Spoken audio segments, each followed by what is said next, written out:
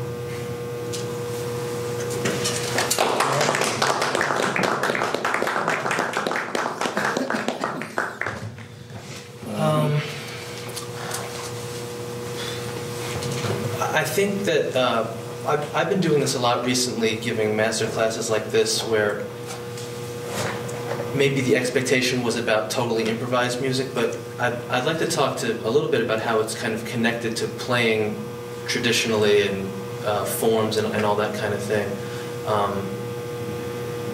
Because I think what we're doing, more than just totally improvising, is really composing instantly. We're creating forms, we're creating themes, we're playing on those, and we're not really randomly moving around. So that's kind of an important concept that you can take to anything you're doing. You can take to playing over changes, you can take to playing over modal situations, totally improvised, your own compositions.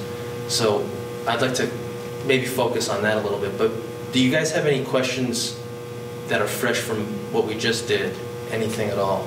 Because that's the most important thing, is what you want to know, so we can kind of, you know, guide the class that way. That ending was so spontaneous and so right. I guess both of you just felt that was the place to end, right? Or did you? Well, I guess it's different for each of us, but I know for me in those situations, it can go either way. You know, an ending like that can be the total end. I think for me is we wanted to play for a little while and then talk about it. Mm-hmm. But many times that can just be the first movement, and then we kind of keep going. So I don't know what about ending it. I guess it felt right, and obviously it felt right to us, and it felt right to you.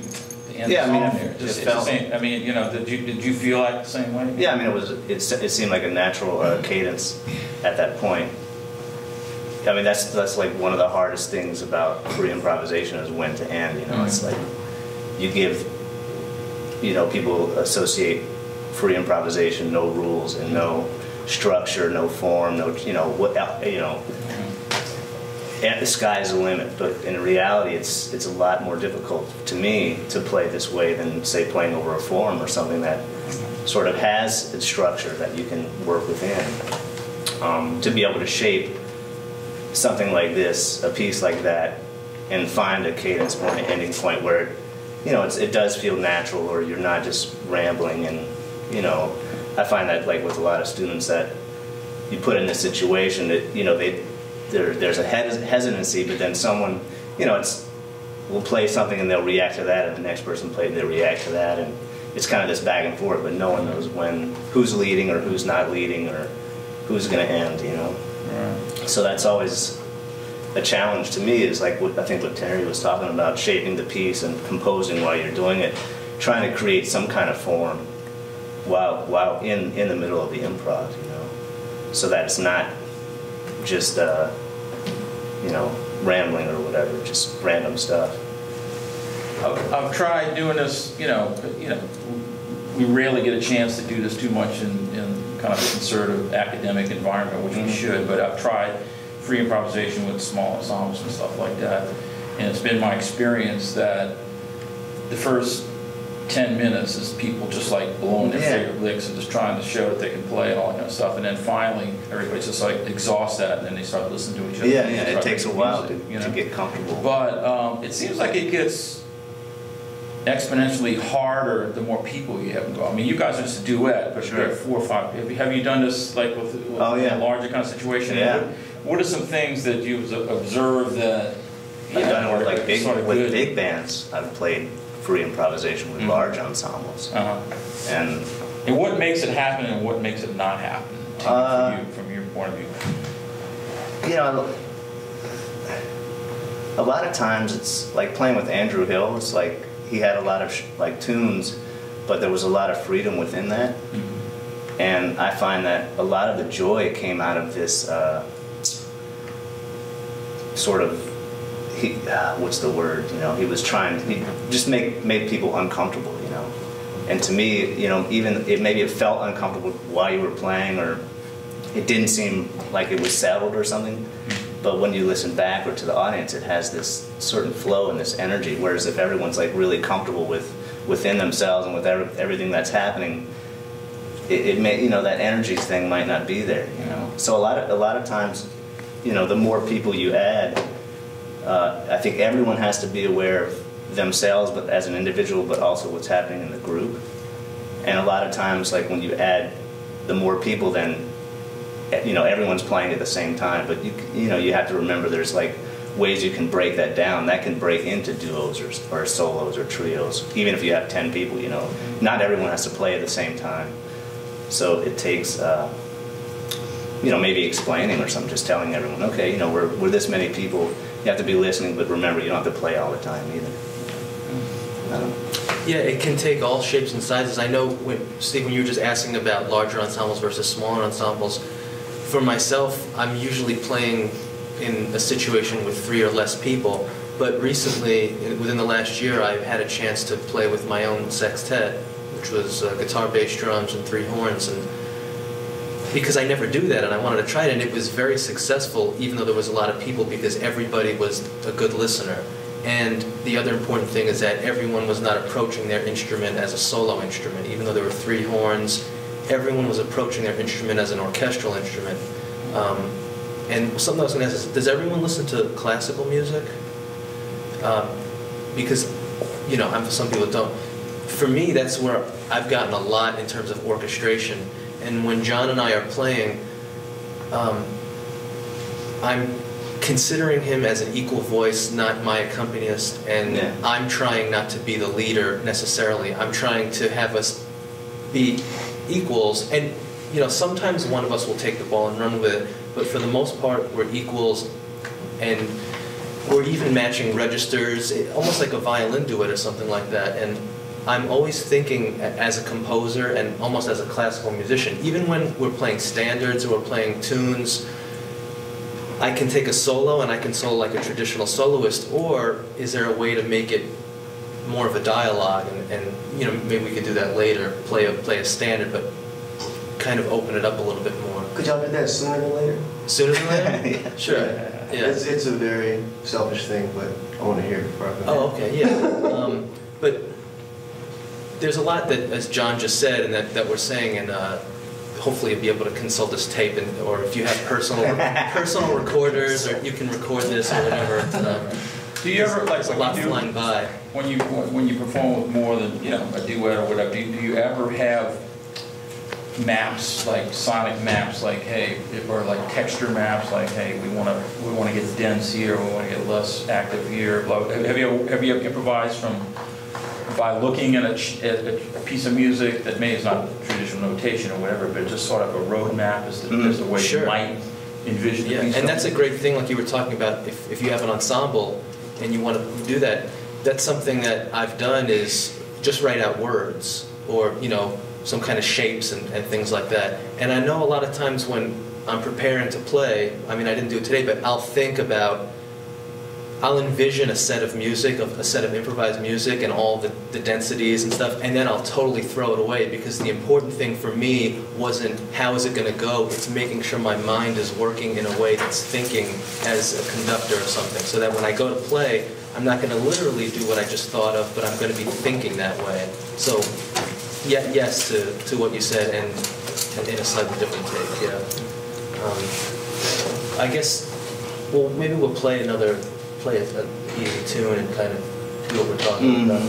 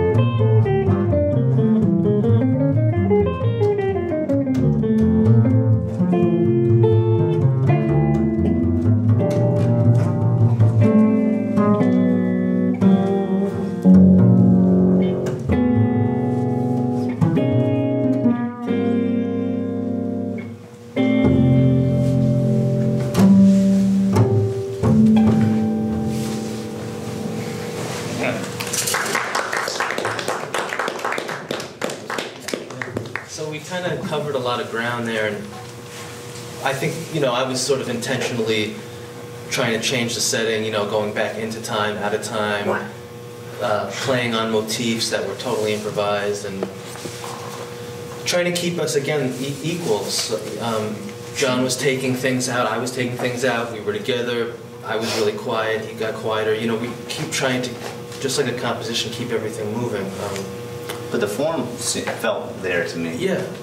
I don't know if do you guys know that tune? Yeah. So. Yeah.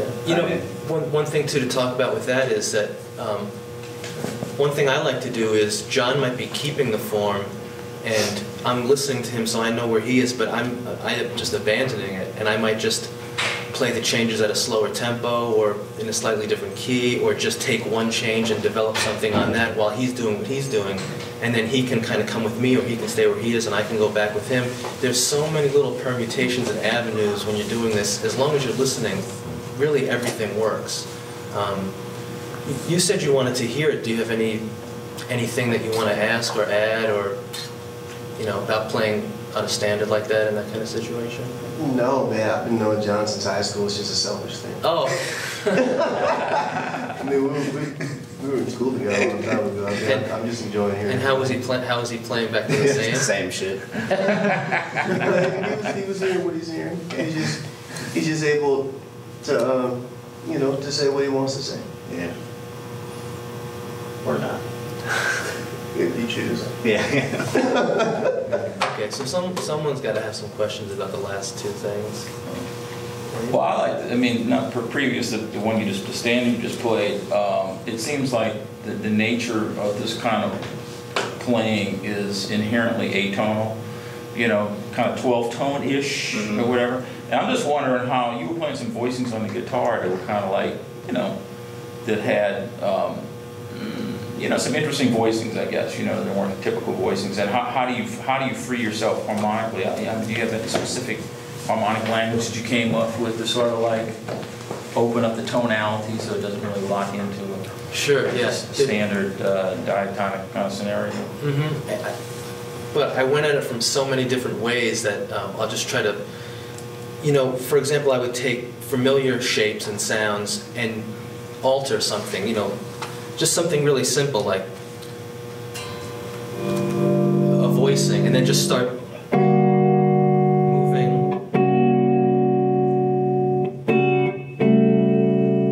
all kinds of things around. But the most important thing that I came to, which I would like to improvise better, is thinking that the chords aren't really chords, they're all individual voices. And when you think that way, you can kind of just constantly keep coming up with shapes. I mean, there's so many different ways. I think that's the main thing, thinking of it in terms of voices and not, you know, grips or... one of the things is using less. I find if I'm using 3 notes or 2 notes or 4, that I can hear better the direction of things. And again, classical music, looking at Bach counterpoint and different pianists and stuff and how that works.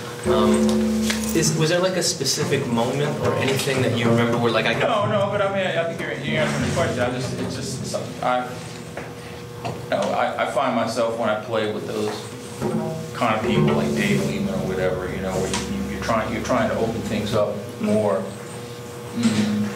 to a more intervallic thing. You know, to me, like 12-tone music, it takes the emphasis more off of harmony and more into intervals. Mm-hmm. You know, and for instance, he is a very chromatic kind of player. He likes chromaticism as a mode or whatever. Yeah. So, and, you know, it's just hard to make chromatic voicings on a guitar. I hear you using a lot of major 7s and flat 9s and you know, things that sort of suggest those kind of intervals. You know, so I was just wondering if you had, you know, if you explored, you know, like certain things that were just, you know, some of the stuff you just showed us. Yeah. I mean, specifically to guitar, just try to leave an open string somewhere, you know.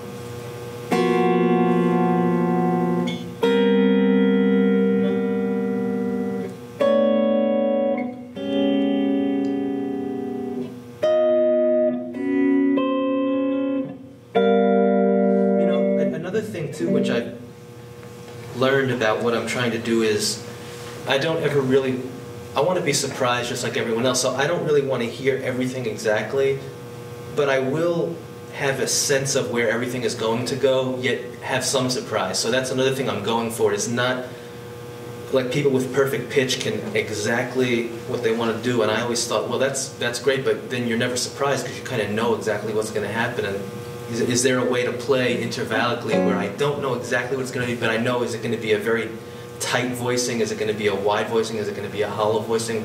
What the color is going to be? You know, am I going for... I don't really know how to explain the colors of intervallic voices, but am I going for that kind of color? Am I going for, you know, prickly?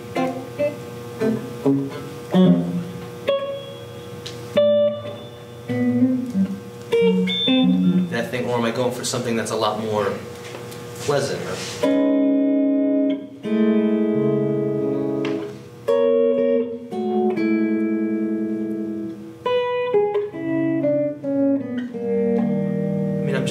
I'm not really thinking about what anything is other than the sound that I'm trying to get. I don't know if it's major, minor, or any of that stuff. But I'd like to play the same tune again and keep the harmony what it is. And let's just do that, because that's going to be, and just do the play with rhythm. Okay. Yeah.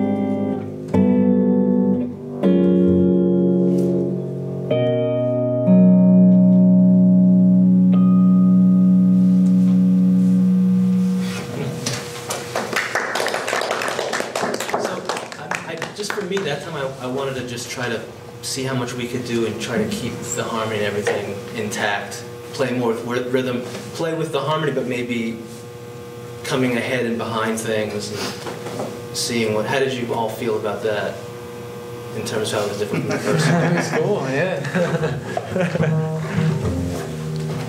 So the first time you were saying, like, at times you would abandon the form to go out of time for a little while and then come back to it, is what you're saying? Or were you trying to keep that the whole time? Like, the first time you played it, you would, like, abandon the form to go out of time and then come back to it? Or you could go out of time within the form. Okay. Yeah, I think we were doing both. Just so you have the ability to kind of do either, basically, depending on what's in the moment. Yeah, and that's a good exercise,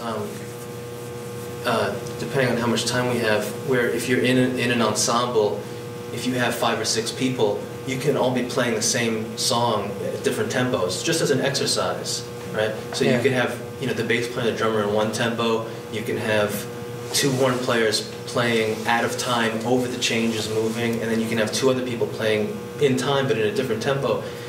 And it's not really about what you're doing, but it's about preparing yourself to do that in a situation that you don't know is going to happen, or using that as a technique. You know, when we sat down, I didn't say, well, I'm going to go out of time here, here, and here. I just have, you know, done it like I'm saying, and then it was just something I was able to do. Same with him. You know, he's playing behind me, then all of a sudden he's going into these melodic things, and I have to be able to deal with that, and he has to be able to deal with himself doing that, and it's all from working on this kind of stuff. You know, but I mean, there's, like, you know, certain standards and stuff have sort of landmarks within the tunes that you can hear. So even if you're playing free on it, as long as you kind of come back and visit the tune at certain landmarks in the tune, the ear like knows where that tune is. Okay. I mean,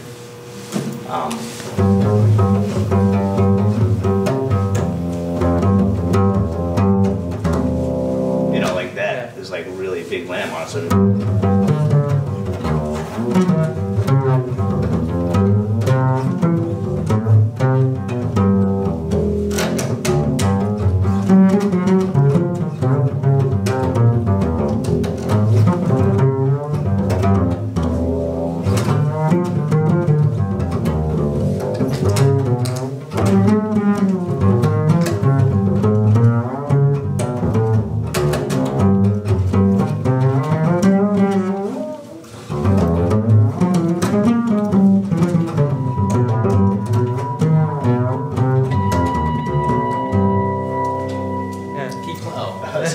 sorry, but I mean, you know, you kind of heard where the form was, even if you're not really, if I'm not playing, you know, so diatonic or playing on the changes, so to speak.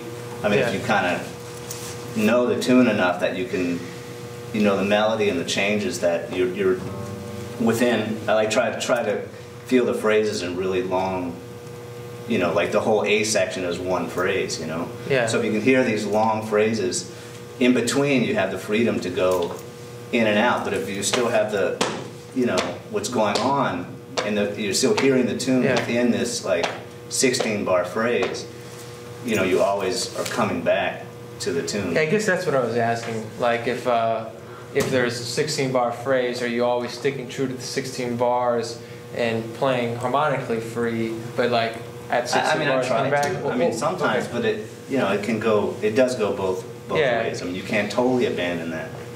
Completely out of time. But it sort of depends on. I mean, just playing standards. That's kind of how I approach things. Anyway, Okay. I mean, I just started trying to hear like longer forms. So if like a 32-bar tune, I just try and hear the whole tune as one entity rather than beat by beat or bar by bar. So if it, you know, generally the whole one tune, like each section can be summed up into maybe one key center or one resolution. So you don't have to always negotiate each 2-5-1, but you can negotiate a longer phrase to resolve where the end of the tune is. Yeah. You know what I mean? So it kind of frees you up. It's not so frightening when you're playing like a standard with a bunch of changes. If you can kind of really distill the tune into its core elements, like each tune has its really specific things that make that tune. I'm speaking of standards, I mean, but compositions too, you know, originals. I think you can really quickly distill them into its simplest parts. And then if you can figure that out, it makes improvising extremely liberating. Yeah, that's one of the things that has happened to me from playing standards is, and again, listening to classical music and other kinds of music is, in a standard you have the same thing happening over and over again, every chorus or whatever, and I got to feel like, well, that's not really the way the world works. I mean, when you have a classical piece of music or something, they're not cycling the same thing over. They're doing something and then they're developing that. So, you know, how can we take what is then called love or unity music, and we can do that, but then is there another development that can, another layer, like how many different layers can we get happening, and can we deal with all those situations? Because if you, I mean, you can do whatever you want, but to me the same thing over and over again, it gets a little stale. So like I had an idea, when he started playing that, he was playing in time, I could clearly hear the changes, and I felt like, well, what can I do to play with him? But he's dealing with it all. I don't really need to do anything. So I was just going to play something I was hearing that was totally unrelated to what he was doing as a color on top of it, because get another layer happening, get another voice, get something else going on. So I was going to say, you know, maybe one exercise you could do is like 3 choruses where he's playing in time, doing what he's doing, I'm doing something that is seemingly unrelated, but I'm trying to shape it in a way, and then we come together and we play the form for chorus, and then we do it again, but now maybe I'm playing the time and he's doing something behind me. You know what I mean? So this is like another exercise. Maybe we could get someone up here to do that. Okay, yeah, does someone want to? Should we invite people to play? Any takers? Yeah, I mean, I'll do it. Come on. I thought you were. Yeah. Before we, What time we do run we out of time, by the way? You know, maybe like another 15, 20 minutes. Oh, okay. But Terrence, I see you have like an arsenal of Yeah, we haven't even creative got it. stuff there. Yeah, I we should. thought that maybe you could demonstrate some of the things that you have there to sort of expand the Sure, yeah. harmonic and possibilities of the Sure. guitar. You know? And I just talked about it briefly. About 5 years ago, I started playing with a bunch of guys in New York, and to me, one of the limitations of guitar was always,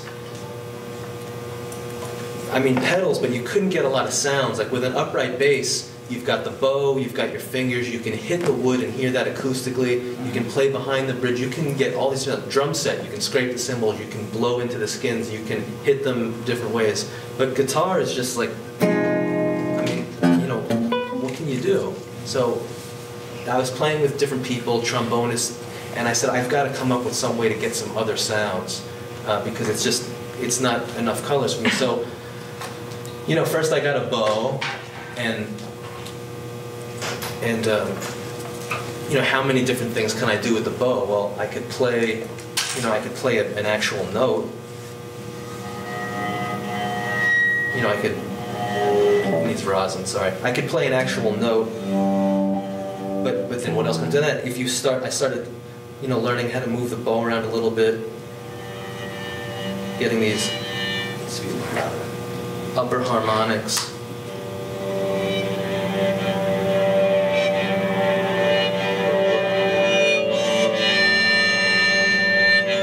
Like a saxophone player can do multiphonics and get that kind of a sound. And then you can do stuff where you're putting so much pressure on it that the string just starts like...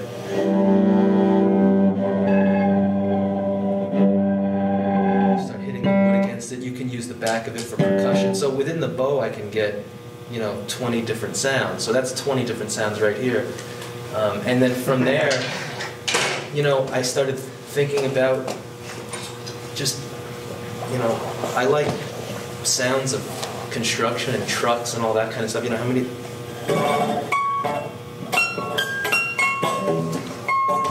Get like a thumb piano sound, or I can get literally just like a...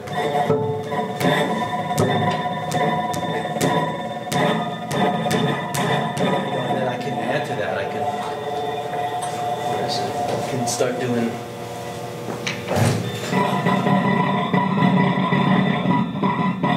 Keep that going. I could...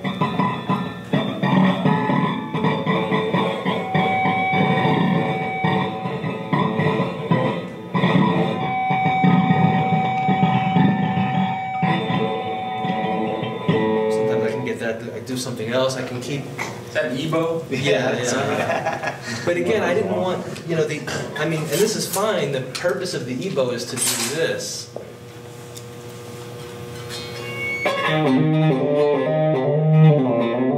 You have to literally play like, but that was to me the worst thing about it, you know. So I've got all these different things, and every one is a color, and every What one about that paintbrush? Yeah, the paintbrush you could, you know. You know, if you're playing some chords or something, I mean, you could do... Can you play Kumbaya with it? You use paint? I mean, to me, get these kind of sounds.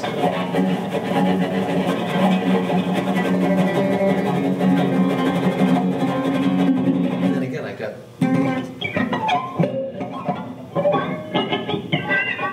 I mean, the wood's going to sound different than the metal. But it's the same thing with the voicings, like you talked about. I haven't really sat down. Some people will take their instrument and sit down and catalog every single sound they can do, like Anthony Braxton kind of thing. And that's great, but again, to me, I want it to be surprised a little bit. So I sort of know what's going to happen, but I don't really know what's going to happen. So that way...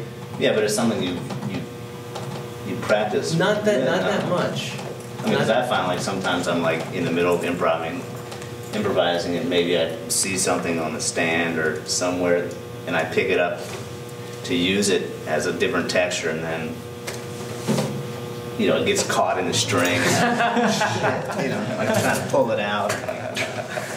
Yeah. Well, but that's the same thing. I know exactly what you're talking about. It's the same thing as when you hit a wrong note when you're playing changes. You have to deal with it and find a way to make it work. So if you're playing, you know, G major and you hit an A flat, okay, well, what are you gonna do? It's the same thing. If I get something caught in here, these beads all the time. See, look, that's caught. I didn't mean to do that. So now I have to figure out how to make music with that sound.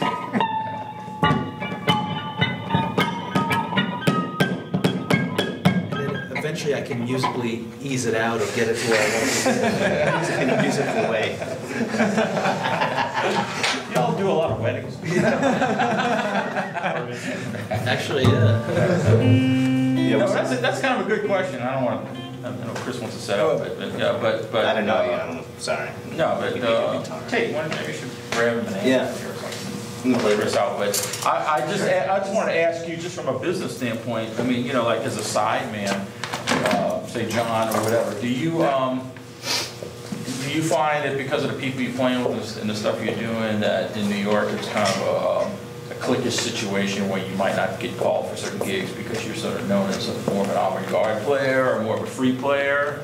Or do you still get called for, like, you know, just bebop gigs or whatever? No, I don't do any, but I mean, But I'm just curious, you know, or maybe you don't want to, I don't know, or maybe you don't have to, I don't know, you know. no, I don't do the bebop gigs, but I mean, I play like a wide variety. I mean, like Fred Hirsch is totally like, Right, yeah, sure, of course. you know, standards and arrangements and Right. very specific, you know. Right. And then the flip side of that is, Mm-hmm. with his guitar player, Mary Halverson, is like completely out, you know. Right. So it's like, and that's all like Right. composed stuff, you know, heavy composition stuff that you're Right. reading a lot. So I mean, I think the beauty of being in a city like New York is you have that opportunity to be extremely specialized and still find an audience for that, you know.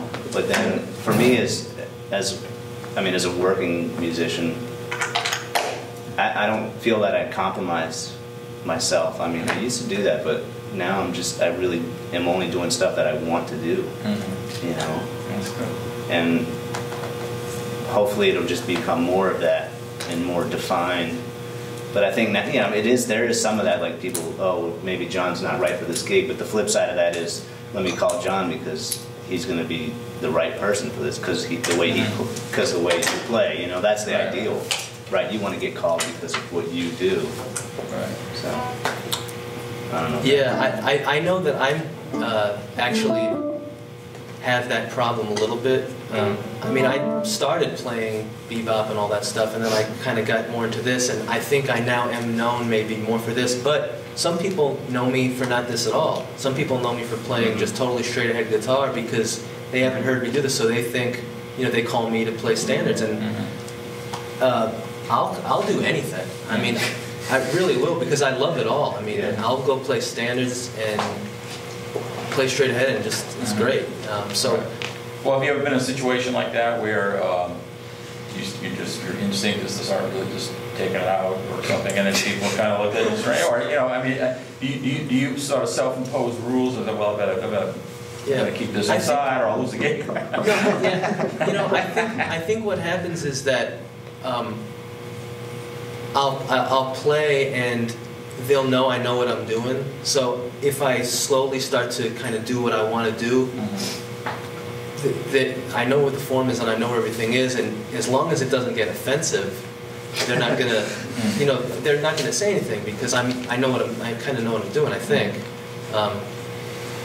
But yeah, I mean, you know, I don't turn down anything unless it could be exactly the music I want to play, but if it's not with the people I don't want to play, then maybe I won't do it. But if I like the people, I mean, country music, straight ahead, totally free, everything. You know, I want to play every kind of music. You know, that's just the way I am. So, Yeah. what do you want to do? You want to play? I don't know.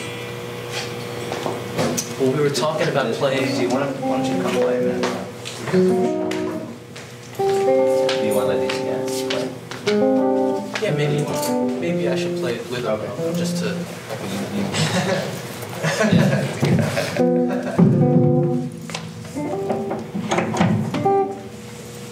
So one thing I always try to do when I'm coming up with, definitely, I would say always come up with your own personal exercises for stuff. And whenever if there's something I say, I need to have an exercise to do this, and I come up with it, I always do the opposite. And I always try to come up with as many shades as I can in between and do that many kind of different exercises. So we were talking about playing a standard where maybe there were two people, one person was keeping the time and playing change, the other person was doing something on top of that. Let's do that with two people, and one person is floating on top of it, but still listening to the other people. So let's just play a blues, a B-flat blues, okay. And why don't you guys start playing in time? Play a chorus in time. Okay. I'll play on top of it. Okay, and then we'll circle around. Then you play on top, like this. Okay. Okay. So when you're playing, do whatever you want, but listen to the other people, and then when one comes around that next chorus, you're in on one. Okay? All right. Does that make sense? Yeah.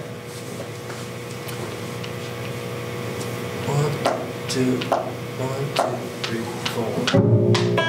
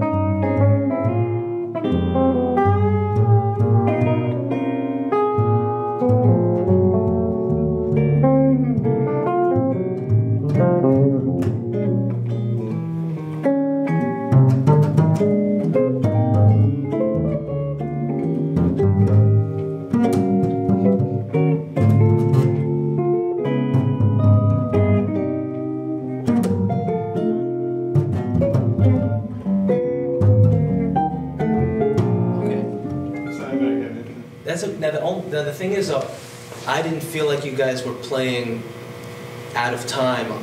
On time, yeah. I felt like you were both playing in time over the changes. Yeah, yeah. And that's cool if you're hearing it, but the purpose of this exercise is to not do that. Okay. So let's try it again.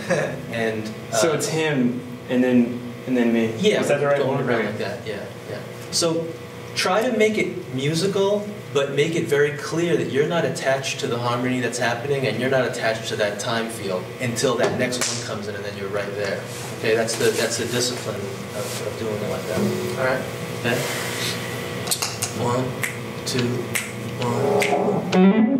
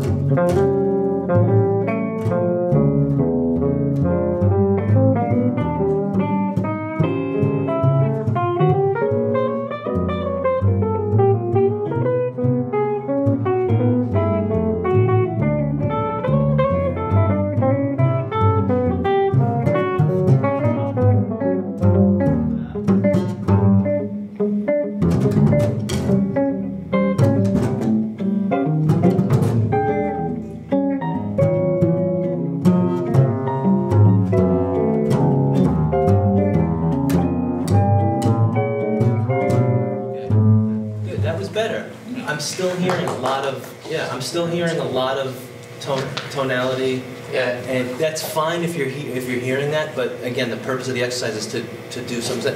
But how did you feel? Did you feel like you couldn't get away from it, or? It's new territory. So trying to, but I guess instinctively It's hard. It's hard to ignore and then know that you have to go back. Yeah. Well, that's the Right. skill of doing it. I think we have a couple more minutes. I want to try the opposite of this now. So one person is going to play in time, keeping everything intact, and the other two people are going to just be unrelated to it. Okay. So I'll play 12 bars in time. You guys just do whatever you want, but don't make it related to what I'm doing. But listen to me so that when one comes around, you're right in. All right. Okay? So I'll count it out, even though that really means nothing to you. So it goes around like this. Yeah, same thing. 1, 2, 1, 2, 3.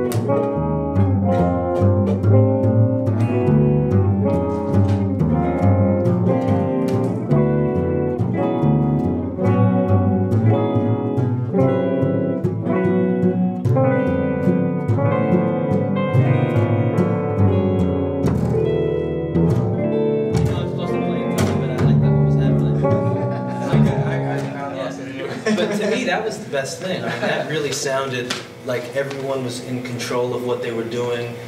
It was really clear what was happening. I don't know how it sounded to the audience, but it felt really good to me. I mean, I was playing in time, and then you guys were doing your thing, and it didn't feel like you were struggling. So I thought that was really good. How did you guys feel about that one? That was better.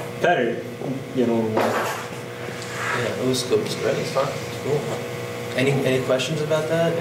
You kept on talking about the classical influences, and I'm thinking like people like Lucas Foss and that kind of stuff. Who are some of the classical music that's kind of influenced this kind of playing in your? Yeah. Well, it's gonna sound funny, but like Bartók, for instance, a lot of his string music. Mm-hmm. There's these little sounds and these little things that are happening, and I might not be going for those sounds, but I'm going for those levels of, these microcosmic things, and then these bursts and that kind of dynamics, But George Crumb, that kind of stuff. Man. What about like from a chordal, people that came up with new like chordal things in classical harmony? Yeah, for some reason I'm like drawing a blank on all this stuff. Ligeti? Yeah, that's actually that's the Ligeti. nice thing of it. His music for his orchestral music, and then he's got this music for like player piano. Like you were talking about the independent voices, and that was like something he was totally about, right? Yeah. Having like Yeah. 100 different independent voices at once. Actually, one of the most, to me, influential pieces is, have you guys heard this piece for 100 metronomes? He's got 100 metronomes, and they all start at the same time, and then they're all at different tempos, so it starts just like, you can't even hear anything except they're just, and then slowly metronomes start slowing down and dropping off, and it's just incredible. And that's a thing where it's just it's a process piece. Actually, and maybe my favorite composer is Steve Reich. Actually, I've written a lot of solo guitar music that's all composed with, you know, all this kind of like, you know, all that kind of stuff.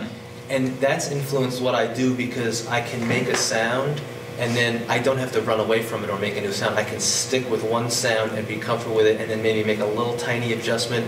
And that's kind of what's happening in the Reich and Glass and all those kind of guys. They're doing a thing and then they're making these gradual, process-based things. So, yeah, I'm all over the place. I mean, Reich, Ligeti, you know, the two totally. And there's other guys too, like there's is it Davidovsky, I think. I always. This piece I'm thinking about is the composer named Lucas Foss. He wrote this piece called The Time Cycle, and it's through composed piece, very atonal music. It's through composed music, but in between the through composed pieces, he had certain. Just for orchestral music, he had certain smaller groups of musicians, and they would do improvisations.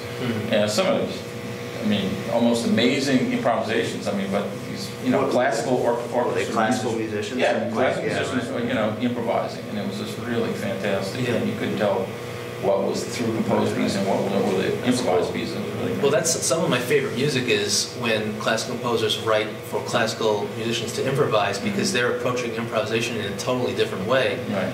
I don't think they're drawing from licks or playing over changes where that's kind of embedded and, you know, you're thinking that way. They're thinking in terms of a composer, and that's a whole different different ballgame. Now he definitely had maps that he wanted people to conform to, you know. So each improvisation was not completely free. I mean, they had certain rules that they had to conform to, you know, not more than this many people should be playing at any one time. Well, you know, it's all kind of things like that he had. But it's a really interesting piece, you know. And of course, it's different every time they perform it, you know. Yeah, and I have to say too, even for like this might sound, you know, avant-garde or whatever, but to me it's actually sounding kind of tonal because it's colors and stuff. And the music I listen to is predominantly, I would say, tonal music. Like if I brought you my iPod, I mean, you guys might laugh at me, like Beach Boys and Barbra Streisand. Yeah, it does it every time. I don't know, there's something about the clarity of that kind of music where that's almost the kind of clarity I want with what I'm doing. Where, you know, I feel like what I'm doing can be presented at some point in like a venue like that's what really impresses me about you and John, the way you improvise is that, you know, it sounds so free. It's very free, obviously, but you do it with such clarity. Yeah, and that's to me that's very difficult to do. Yeah, again, it comes from being able to play over changes, and I mean, I spent my years and years transcribing and studying everything, and it all comes from that. I mean, that's when I do stuff like this, masterclasses, and it's based in improvisation, I'll spend most of the time talking about playing changes and stuff like that. And then if it's a changes playing workshop, I'll say, well, maybe we should talk about playing totally free, just so you're getting the whole, you know, Picture. the whole vibe. Yeah, because just doing one or the other. Yeah, I mean, you know, it's like starting my musical beginnings here. I mean, Loyola and stuff with the Cats, and playing at Windsor Court. Right. Polera, you know, standards and that's right. And, you know, Brian, and we all played, and it was, you know, tune-based music, you know, and then to kind of make this progression, I think it's really important that you have that kind of foundation like you're talking about. What are the opportunities for playing this way in America as opposed to like Europe? I think the scene right now is really ripe for this. To me, I mean, it seems like. You know, I play this way a lot, and we play in Europe a lot. People love it. Yeah. it's pretty Probably Europe is a amazing. lot more receptive than we feel. Yeah, I mean, But it's because of the clarity, I think, like you said.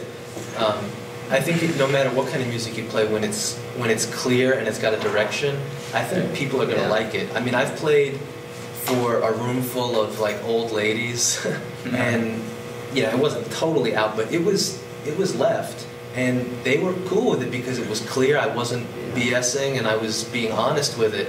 And I think when you do that, yeah, I mean, You know. I think people sense that more than anything. Mhm.